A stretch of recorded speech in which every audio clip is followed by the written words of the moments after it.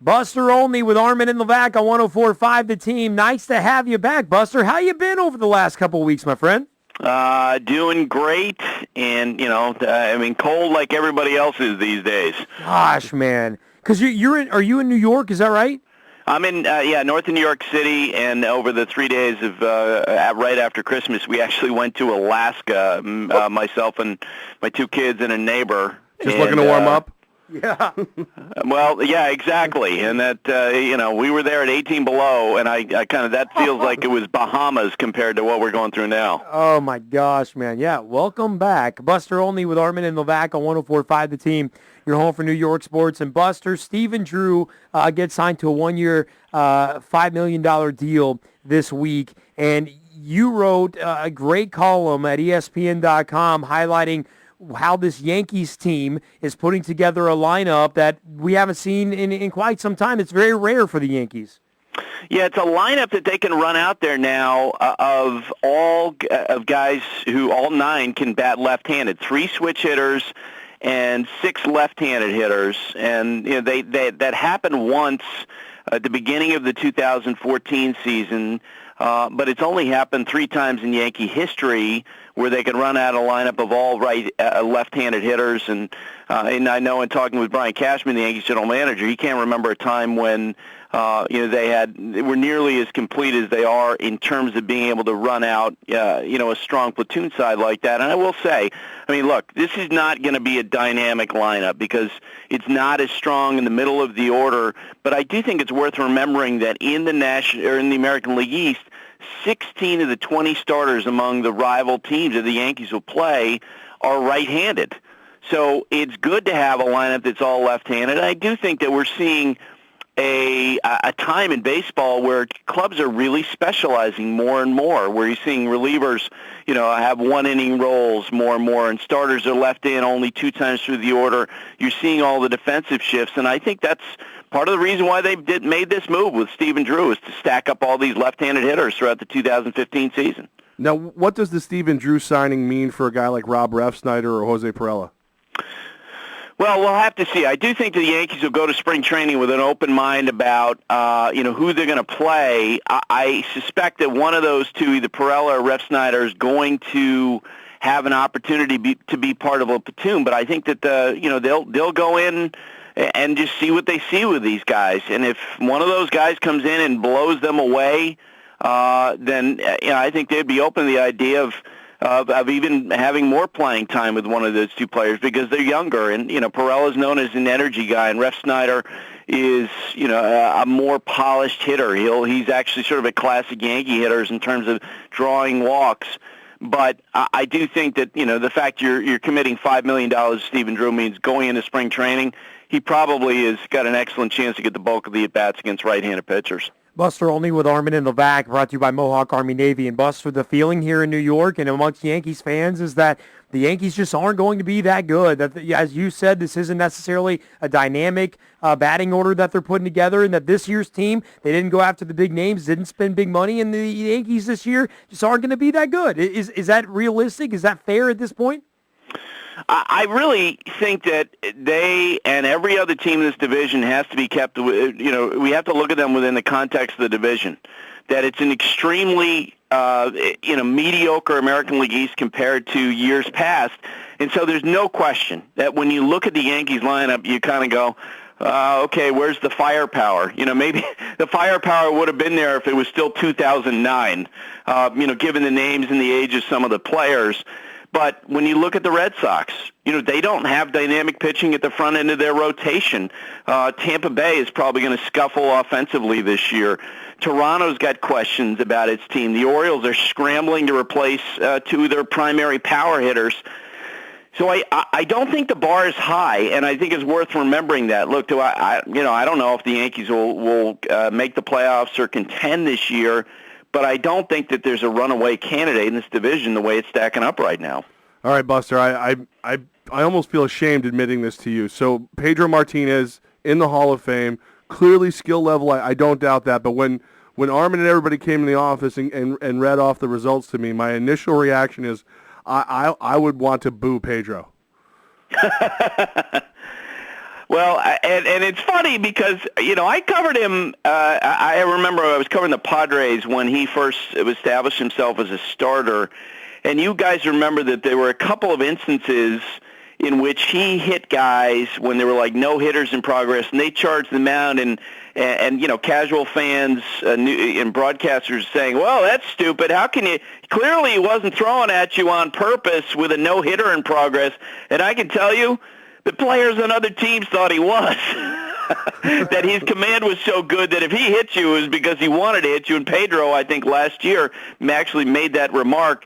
He wasn't a guy who endeared himself necessarily to, players on other teams or to enemy fans, but I think you'll agree with me. There's no doubting how great he was. Tim Kirchin the other day on our broadcast is running out this great statistic, which I hadn't heard before, that in 1999, which I think was Pedro's apex, and that was the year he had the 17 strikeout game in Yankee Stadium in which he allowed one hit and no walks. I was lucky enough to see that as the greatest game I ever saw pitched.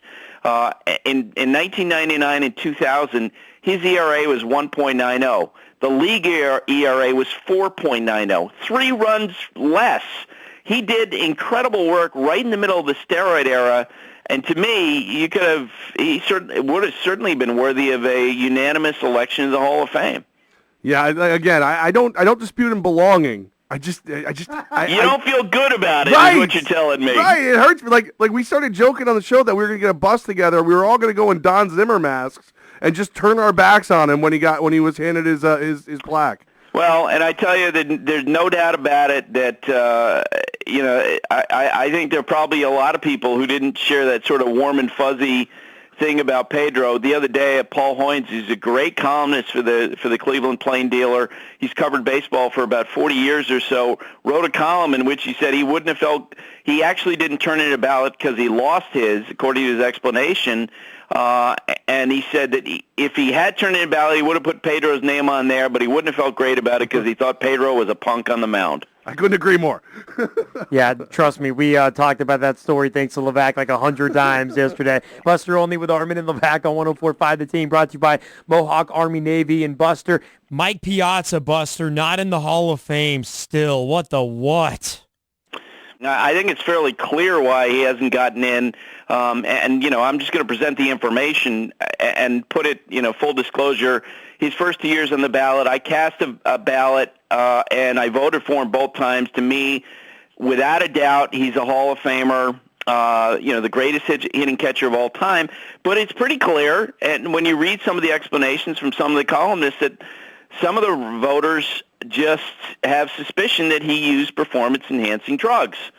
And this is why I really believe that his candidacy could represent a tipping point in this whole conversation about guys from the steroid era, because his voting percentage has gone from 57% to 62 to now 69.9. There's an excellent chance he gets in next year. And knowing that so many voters are withholding his name from the ballot because of the PD question, I do wonder if he gets in next year, if you'll see more and more writers say, you know what, if this guy who we think, we suspect of using steroids gets in the Hall of Fame, then why are we not voting for Jeff Bagwell, or why are we not voting for Clemens or Bonds?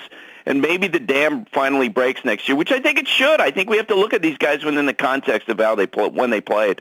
Now, I read that you don't even like the way the ballot is set up at this point. It's brutal, and the rules are awful. It's the reason why I abstained from the voting this year. Wow. I did not realize you would abstain. Is this your first time to abstain? Yeah, I did, and here's the reason why. There are 2 rules that I think are ridiculous that we have in place that are in the Hall of Fame rules. One is the rule of 10. That really. For years and years and years, the Hall of Fame has limited the voters to voting for 10 players in a given year. And for years and years, that wasn't a factor. It really wasn't, it wasn't any kind of a major problem at all. But then what happened is that starting in 2007, when Mark McGwire hit the ballot and was followed by Rafael Palmeiro and Bonds and Clemens and Sammy Sosa, all those PD guys, either suspected or direct links, Bagwell, Mike Piazza, they all got stacked up like planes on a runway. And so what happened is that when you were looking at candidates and judging whether or not that you thought they should go to the Hall of Fame, it wasn't about their candidacy per se. It was whether or not you could fit them on the ballot. And so last year when I turned in a ballot, I counted 17 guys that I thought were Hall of Fame worthy, and I left off Curt Schilling, and I left off Mike Messina, who I covered in Baltimore, New York, and I left off Tim Raines, who I covered with the Yankees, and, 4 of the guys. And that stunk. And the more I thought about it, I realized that by turning in a ballot that didn't have Schilling's name on it or Messina's name on it, that I literally was hurting their chances for getting the Hall of Fame. I was diminishing their percentages, despite the fact I believe that they should be in the Hall of Fame.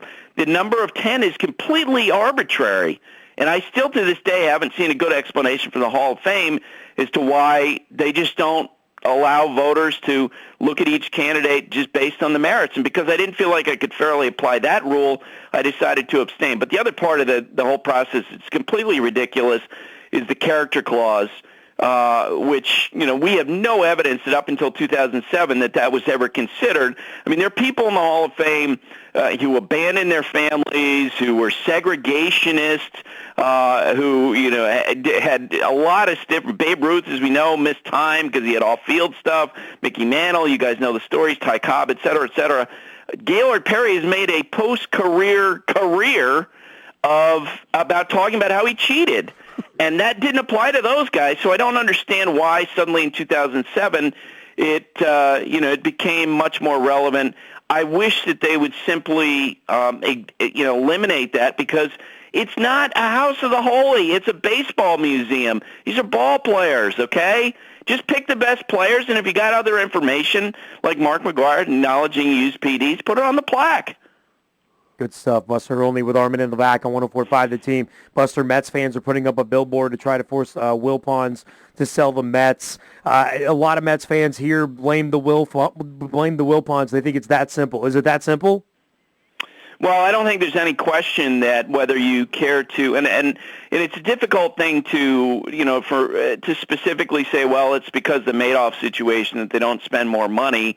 Because we don't know what's in the books. Only, the family and lawyers probably know exactly what's in the book. But the bottom line is that the Mets, because they're a team in New York, should have extraordinary spending power and should be one of the more proactive teams in baseball when it comes to building a team. And the simple reason is they're not. And so one way or the other, the Wilpons of the team, the people running the team, they're responsible. But here's the thing. They have owned this team for a long time. When you talk to people who know the Wilpons, they say there's no chance that they'll consider selling. So while I understand the sentiment and you understand the frustration, when you have the Mets spending about $100 million when, that's less money than's being spent by the Cincinnati Reds and the Milwaukee Brewers, it's just not going to change. And at this point, it feels like it's a wasted breath. Buster, what's going on with Max Scherzer? I thought he was going to sign right after Lester. Oh, well, I'm not sure where you thought that perception was coming from. Because I know that when Lester signed and you talked to executives, they were like, well, Max Scherzer could be late January, February, because Scott Boras, as we know, he will hold out his guy until he gets the number that he wants. Yeah. And according to teams, they think he should get about $200 million. Ooh. Wow. And look, he's going to continue to have him out there. At some point, I was talking with a club official yesterday who told me, at some point, there probably will be an adjustment on Boras' side if they can't get exactly what they want. And once he starts to lower his price, look, he's a great pitcher.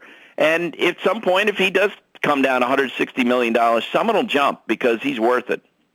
All right, Buster, this is a week where we've been remembering the life of Stuart Scott, and you have been telling a story about the time where you saw Stuart on a flight to Connecticut. Yeah, and I didn't really know Stuart. I did a few segments with him, but certainly when you read, pieces and see the video done by others at ESPN, they knew him a lot better than I did. But I'll, never forget last summer, and this was after he made his speech at the ESPYs, which was just incredible. And I just happened to be on the same flight with him, going back into Hartford one day. And I thought about going up and saying hi, but I knew obviously what he'd been going through, and he was traveling with his daughter, so I just, I'm not going to take up any of his time. And so we got off the plane, and we're going to baggage carousel, and I look over, and there's Stuart Scott and his daughter Sydney, who's the exact same age and the same name as my daughter, and they just gave each other the biggest hug. And that'll always be something I'll remember about Stuart, as part of this last year of his life. As a father, Levack and I, we both have daughters as well. It just hits you this week, doesn't it? I mean, we haven't been able to get it out of our mind all week. No, and just knowing too the circumstances and the timing of that, who knows exactly what was going on, but you feel so much for that family and everything that they've gone through, and he obviously did such a incredible job of conveying his love to his daughters over this last year. Buster Olney, appreciate you sharing those memories. And Buster, man, try to stay warm. We'll try to do the same. Just hearing you makes me think of baseball weather, so thank you. Well, keep the blowtorch handy because it seems like everything's freezing these days. Yes, man. True story. That's no joke. Well, Levack and I get to go to Phoenix for the Super Bowl, so we're counting down the days for that. Wow, have fun with that, guys. We will, man. We'll be in touch with you. Okay.